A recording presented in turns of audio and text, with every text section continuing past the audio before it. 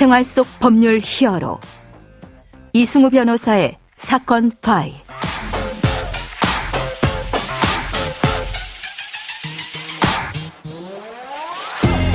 안녕하세요. 이승우 변호사입니다. 각종 사건 사고에서 여러분을 구해드리겠습니다. 오늘 열어볼 사건 파일은 정당방위 관련 내용입니다.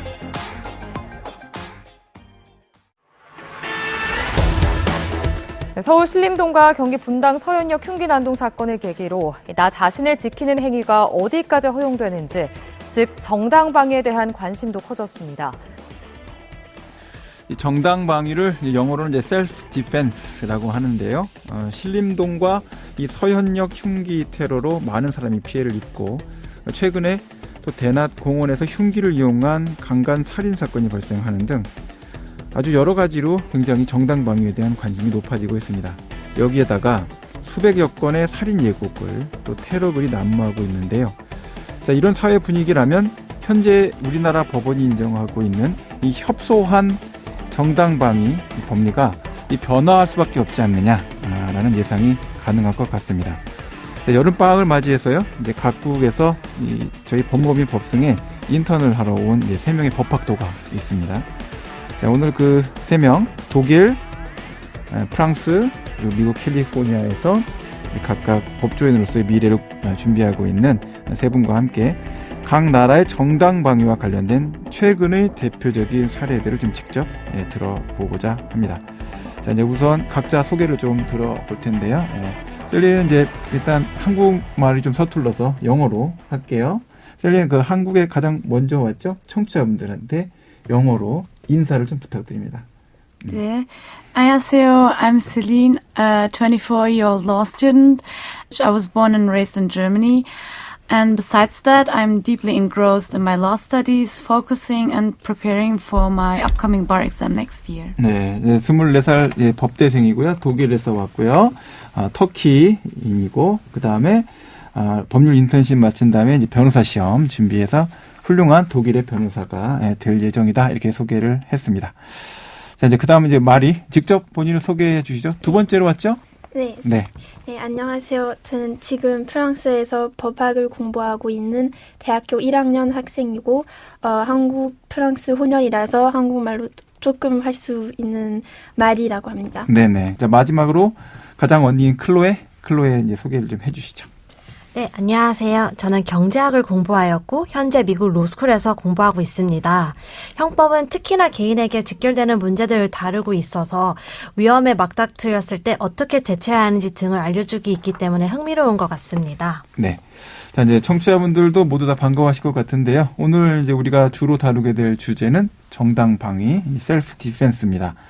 자, 먼저 마리로부터 프랑스의 대표적인 정당방위 사례를 좀 소개받아 보도록 할게요. 먼저는 프랑스에서 1810년 나폴레옹 편법전을 통해서 정당방위가 처음 도입되었습니다. 나폴레옹 법전으로 정당방위 개념이 들어왔군요. 네네네. 네.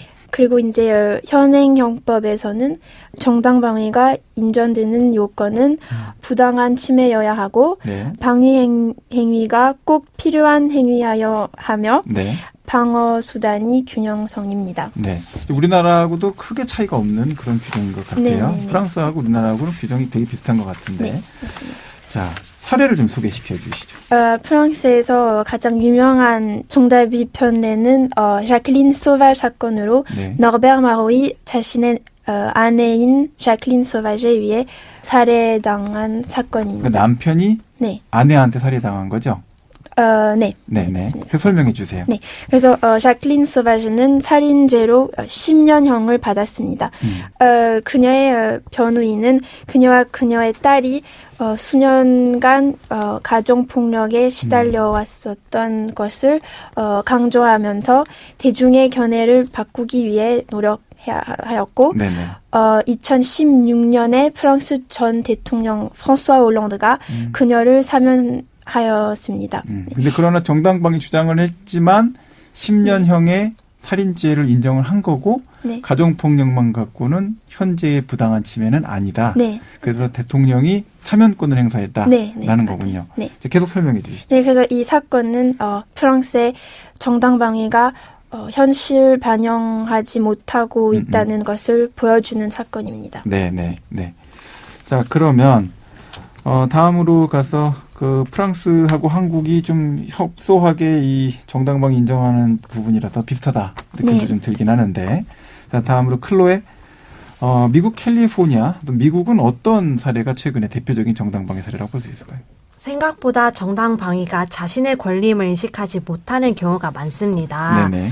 아무리 정당방위가 자기 보호의 원리에 입각한 것이라 하더라도 사실 대부분 사람들은 본능적으로 범죄가 일어나는 그 상황에서 벗어나기 위하여 도망가거나 안전한 곳을 찾을 뿐이지 그 자리에서 내가 취할 수 있는 정당방위가 무엇인지 대하여 생각하기는 사실 어렵기 때문입니다. 그렇죠. 어렵죠. 네.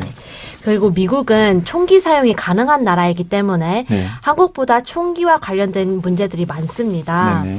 이제 또 흥미로운 것은 imperfect self-defense라고 정당 방위의 객관적 전제 사실은 존재하나 네. 객관적 전제 사실에 대해 다르게 인식하고 방위 행동으로 나아갔을 때 네. 정당 방위가 인정되는지에 관한 논의입니다. 우리나라에서는 그걸 이제 착각해서 이루어진 방위다, 그래서 오상방위다 이렇게 봐요. 네네, 맞습니다. 그런데 이렇게 설명해 주세요.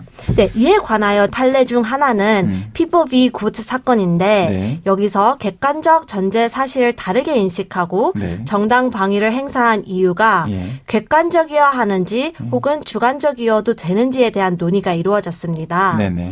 이 사건에서 피고인이 지하철을 탔는데 4명의 청소년들이 피고인의 돈을 노리고 네. 피고인에게 다가왔죠. 네.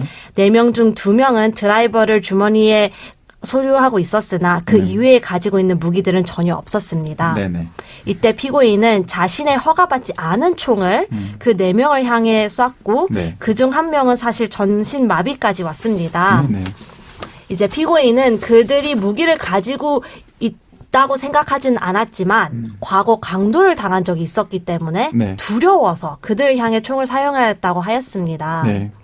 이제 피고인은 아무리 주관적이더라도 치명적인 행위로 정당 방위를 행사한 이유가 인정된다면 정당 방위는 인정돼야 된다고 주장을 계속하였습니다. 네네. 1심은 정당 방위로 나아가야 한다는 믿음이 객관적이어야만 정당 방위가 인정된다는 것은 타당하지 않다며 피고인에 대하여 불법 무기 소지 죄만을 유죄로 인정하였으나 네네. 항소심에는 기각되었습니다. 네네. 미국 경우에는 상당히 정당 방위 범위를 넓게 인정하고 있는데, 자, 이제 독일 경우를 좀 이야기를 좀 들어볼까요? 독일의 경우에 정당 방위 self-defense in German. Yes. About. So, in Germany, self-defense is understood as the right of a person to protect themselves against an immediate unlawful threat to life, limb or freedom. 예. 그러니까 독일에서 자기 방어는 생명, 또 신체, 자유에 대한 명백한 불법 행위에 대해서 자기 보호할 권리이고 비례 원칙에 의해서 제한된다라고 하고요. And there are many important and relevant cases regarding self-defense. One of the leading cases in Germany is the Carola-Weitzel case. In this case, is often referenced in discussions about self-defense laws and principle in the country. And it involves a woman who fatally shot her abusive partner during a domestic dispute. 형법 관련돼서 여러 가지 법 조항들이 있는데 그 조항들은 사실은 우리나라가 독일 형법을 계수했기 때문에 상당 부분이 똑같습니다.